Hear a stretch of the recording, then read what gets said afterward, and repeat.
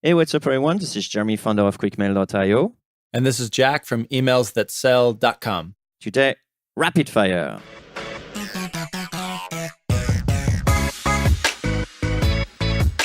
Jeremy, who should handle cold email in my startup?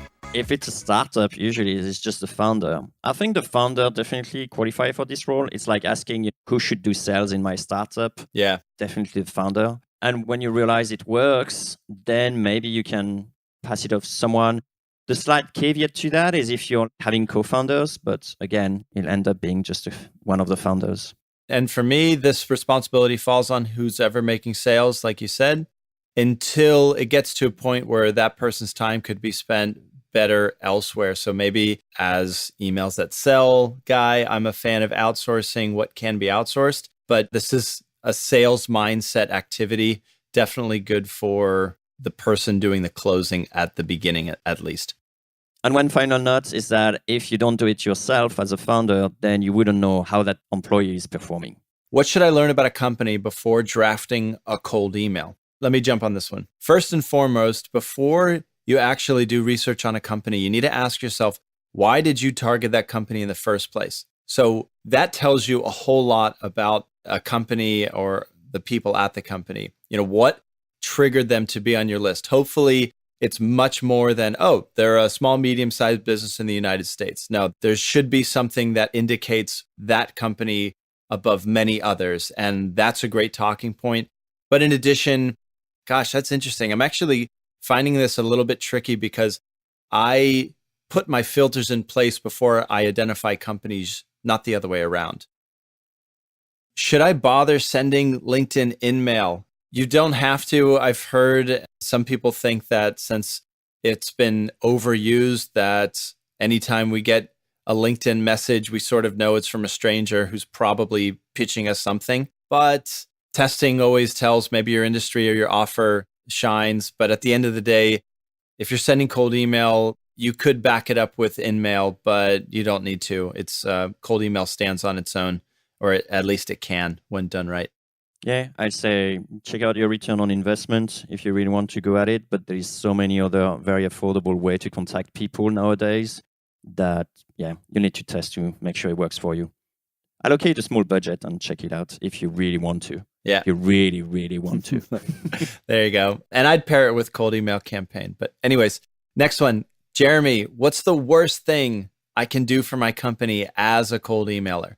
Blocking the domain of your main company is probably the worst thing you can do, right? Because along cold emails, you probably also have some legit emails that you definitely want to send to people who are expecting your emails. Yeah. So that'll be quite a bad thing. So easy one to fix, create a new domain, and then do cold email outreach from this new domain. That's the minimum. For me, the worst thing someone can do as a cold emailer is burn through the prospect list with crappy emails that tarnish the brand name. So in any business you're in, you've got a finite number of prospects to reach out to. If you reach out to all of them in a very bad way, it's going to be tough to make sales to them in the future. So don't burn your prospect list. Instead, take it slow, send great cold emails to them. So there you go. You have it. Hire an intern that will a cold email from your own domain, just blasting to all your lists in one day. Oh, no. Okay. Next question. Are people still sending cold email now that GDPR is in effect?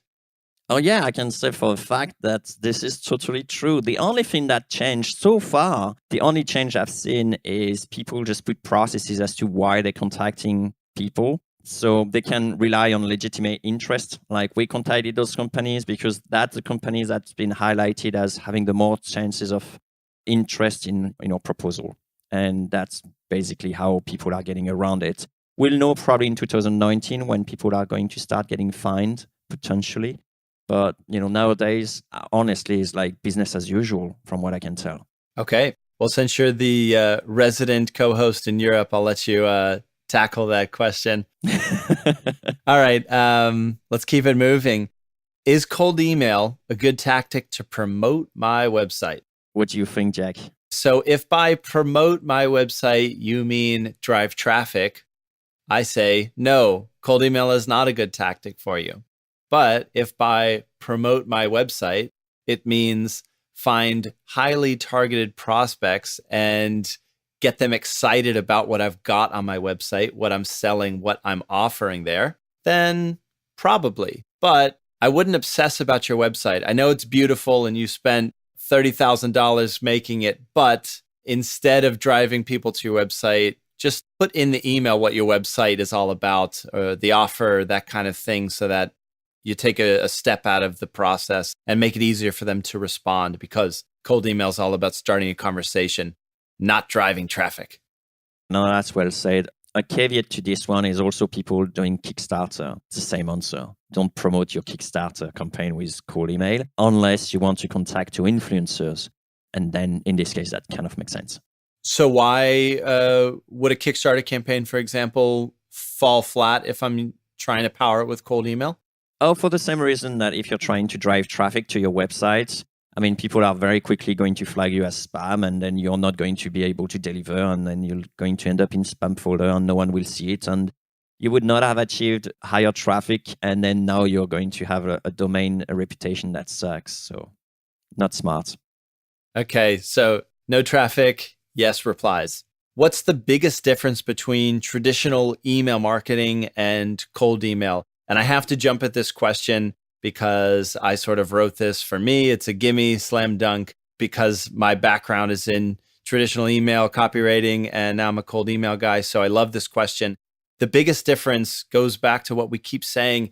Cold email is about getting replies. Traditional email marketing has to do with driving traffic and getting clicks and being happy with 29% open rates. You know, it's very different kind of game here. The next biggest difference is the tone used in the copy. You can get away with a sales letter in an email. That's totally fine. They work really well, especially if you've built relationships with your readers over the past, weeks or months as they've been on your list. Many times they're ready for a sale. They need something from you. They know you. They trust you already. Cold email is completely different. It's the first time they're hearing about you.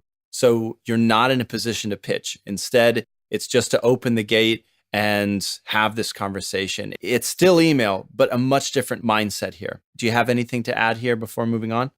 Yeah, some people just ask me why I use GetDrip to send emails instead of QuickMail, because I got a cold email solution software. And my answer to them is that I use cold email when I want an answer and GetDrip when I want to inform people. So pretty much along the same lines. And I got tens of thousands of people on my list, and that's not something you do for cold email. So if you're going for volume and shooting for volume, this is definitely not to engage in a conversation on a one-on-one.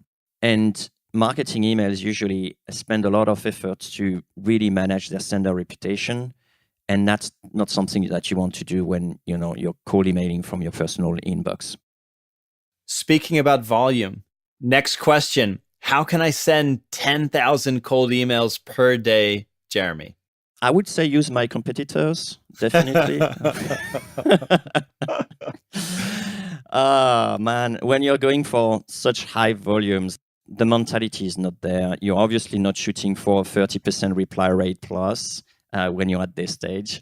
You're probably hopeful to get 0.5% kind of thing. We got plenty of episodes where we talk about the difference between quality and quantity. And if you're really looking or shooting for 10,000 cold emails per day, you're going to have a lot of problems.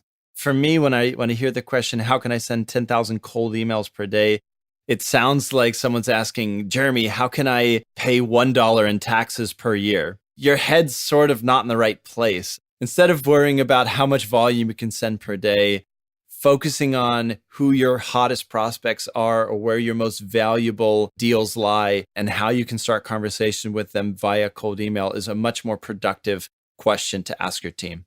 Moving along. How much does a cold email campaign cost? Is that a tough one? There's a lot of moving parts with a cold email campaign, right? So you have to acquire prospects at one point. You're probably going to be using software to send out these cold emails. You'll probably need a domain to send these emails. That's about, $10, $15 a year. Maybe you need certain team members to run this campaign. There's a lot that goes into a campaign. Also, of course, you need someone to write the emails, but tackling this depends on what scale and quality you want to go after. You have to ask yourself the question, can you do it yourself or not? Because like a lot of things in life, if you do it yourself, then that's going to cost less, but that's going to take your time. So there will always be a balance between, do I go for an agency that will do everything for me? Or do I actually just, like Jack mentioned, look at each of those pieces and maybe outsource some of those pieces or do everything myself? So the cost will vary significantly.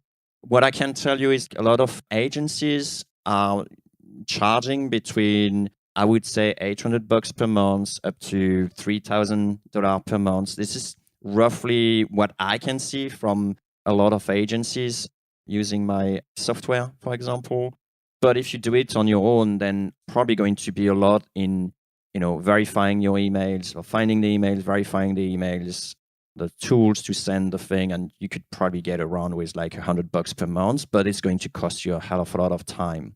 I guess between $100 to $3,000 to $5,000, it's pretty much the range depending on how much you want to outsource or have it done for you versus doing it yourself. More questions. Can cold emailing for selling B2B SaaS be successful if it's not followed up by a phone call? Okay, yes, it can. You don't need to follow up cold email with a phone call to make deals, even if you're selling B2B SaaS. I promise, I've seen it. Yes, don't worry. Even if you hate cold calling or speaking on the phone, don't be afraid. Although I will say, once someone replies, then you're going to have to pick up the phone, usually to carry that conversation from a lead to a sale, unless you happen to have a nice B2B SaaS that converts well once people sign up for a trial. There's ways that you can close deals without a call. Absolutely. One caveat I'll add to this one is like, if in your industry, people want to be on a phone, then either do it or just change industry. But at the end of the day, what's super important is that, does that actually convert better or not? Don't approach cold email versus phone call based on your preference. Base it based on what the business needs. It could be that your industry actually converts way better with phone calls than it converts with emails. And last thing I would say is you could always combine both. It could be that the cold email is a warming up to the future phone call that you're doing later. As a matter of fact, I know someone who is extremely successful just sending an email, and right after he clicks on the send button, he's just picking up the phone and giving a phone call and just ask, did you receive my email? So to recap, don't shy away of doing phone calls because of your personal preference. Do check it and verify and test if it works better. How can you cold email people without being annoying? It's simple, honestly. It's just you have to provide something that is irresistible for your audience. If you're cold emailing me with something like, hey, I heard you're going to be in Japan next week. I got a great restaurant. I want to invite you to this restaurant and potentially, discuss XYZ. I'll say, hell yeah, I'm in, sign me in. So it really depends. If you have a good offering, then you're definitely not being annoying.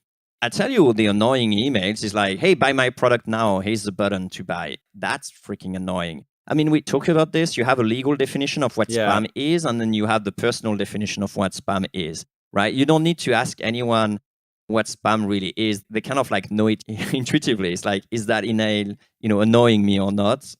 So I think if you've done your job as a cold emailer, the message you send your prospects will in some shape or form make their day. Like you're giving them inside information that they can use to do better at work or to help their company. It should really boost them when they see your message come through. If not, you've probably done a bad job with targeting, or you haven't nailed the offer, or you need to rework your strategy so that more people light up and are excited to get back to you when they see your email.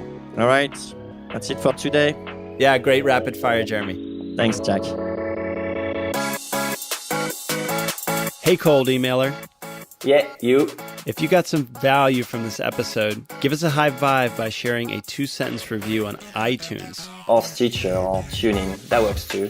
It's a quick way to help other growth-minded folks like us find this podcast.